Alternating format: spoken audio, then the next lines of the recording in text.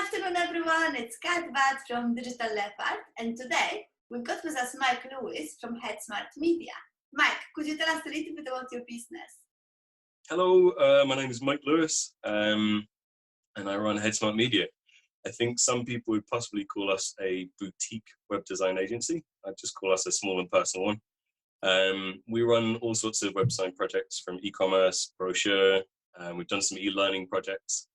We also do logo design, branding, all sorts of stuff. But I think our favorite work is web design. We've been running for 6 years now, but I've been in the web design industry for a fair bit longer than that. I think that kind of covers it. Brilliant. Well, personal and it's always the best approach to clients and to your work. So that's why we love the small business. As a web designer, I don't think you would have been affected much by coronavirus. You can work from home, you would be set up for it, I can imagine. And I think your clients can still hire you at the moment. How does it work for you? To be honest, that's exactly it. I've spent the last 6 years working on being a hermit. So this hasn't really changed much. In terms of the business itself, we've not been affected at all, really. In terms of searching for clients, I suppose this will come later. I was lucky enough to have a few clients on the go before this all started, and I'm lucky enough that they're not particularly affected by this either. That's so good, because sometimes there is this knock-off effect as well, and but I think going forwards the problem will be finding new clients, so we'll see how it goes. So far, no problems.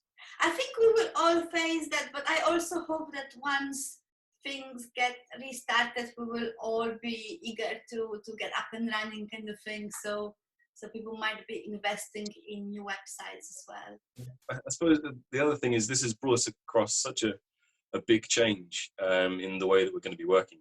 I think there are going to be a multitude of new business ideas opening up that all need a website. So that was actually going to be my next question. Do you think things will change in the way we work once we get back to the normal or new normal?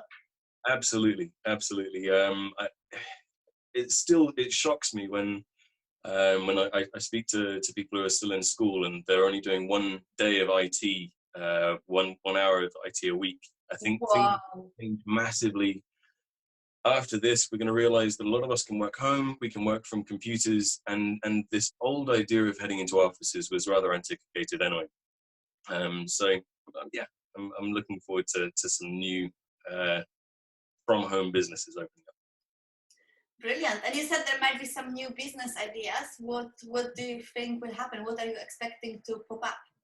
Well, so the online learning industry was already sort of starting to boom before all of this, but I should imagine that's going to be the first massive boom. That's going to be huge because you're going to have so many people wanting to pass on their experience, so many people starting up new ideas, and they can learn online. It all works rather perfectly. So I think that'll be the first thing. And then we'll really have to address what actually needs travel into work. I think that we're rapidly finding out that there's actually not that much reason to slog your way into work for an hour each way and sort of waste that time commuting. I agree. I think that will definitely change. I think a lot of us will have to figure out not only new ways of doing our business, but also sort of new avenues. So, we are actually thinking about getting into weddings and private events. So I'm thinking about setting up a website specifically for that as well. So I think there will be other people like that. Like, we specialize in corporate events, but I want to bring our high-end video services to do live streaming from weddings, because I think there will be a need for that. Live streaming from weddings sounds incredible. That'd be great fun. Well, what I'm thinking about is, of course, you want to do your weddings in person, but I think that return to normal will be quite slow. So the people that are most vulnerable, they would love to be at their granddaughter's wedding, but they won't be able to attend. So I think there will be quite a few, relatives who would have to miss out on those. And at the same time, the brides and grooms will not, mainly the brides, I suspect, will not want to postpone their weddings indefinitely. Yeah, sure. So I think that would be good.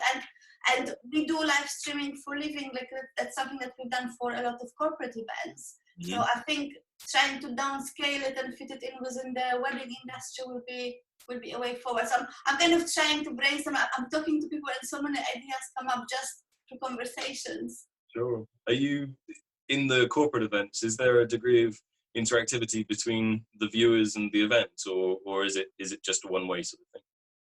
It depends on the event. Some would sort of do, open to Q&As and stuff like that, and even interact with the audience either via Twitter or via a different network. But yeah, you can set it up if needed, depending on. Logistically, it must make things a little bit more difficult. We've noticed with our meetings at BNI that everything's a little more stunted when you have to do everything remotely. So I'm guessing doing things like a wedding are going to cause some logistical problems in terms of sort of getting everyone moving smoothly. I would imagine that you would want to keep it simple because everything can be done, but it all depends on the budgets, right? So in terms of the weddings, I think you would want to keep it simple and just do it at one-way interaction. And then I'm sure if the relatives wanted to connect, they could still connect, via phone and stuff with a specific person. But I think it's more about them being able to see it rather than participate as such. I can't imagine the vow exchange being done via video. Well, maybe not yet. One day, perhaps. We will wait for another virus for that. Brilliant. Well, my next question is, what would be your advice for other entrepreneurs? Well, I suppose it would probably be, this is going to sound strange, but to not be scared of making mistakes, but to be terrified of making them again. I think it's very important to make mistakes far and wide as you're setting out, and then be really on it about learning from them. And if you can avoid making them again, the mistakes were hugely valuable. So don't be afraid of making mistakes, but definitely make sure you don't make them again. I think that's a really good piece of advice. I like that. It's definitely something that I've had my fair share of doing over the last 6 years. That's fun, though. Oh yes, yeah. That's important. Is there anything that you would like to add? I don't think so. In terms of advice for entrepreneurs, also I suppose be really stubborn. You have to be incredibly stubborn when it all feels like it's not going right. Just keep on pushing. As long as you're going forwards, you'll be going up. As long as you got the right head on your shoulders. So don't give up. I think we all need to hear that every now and then, especially now. Yeah, sure. Brilliant. Thank you so much, Mike. It's been brilliant advice and a pleasure to have you. Thank you. Cheers.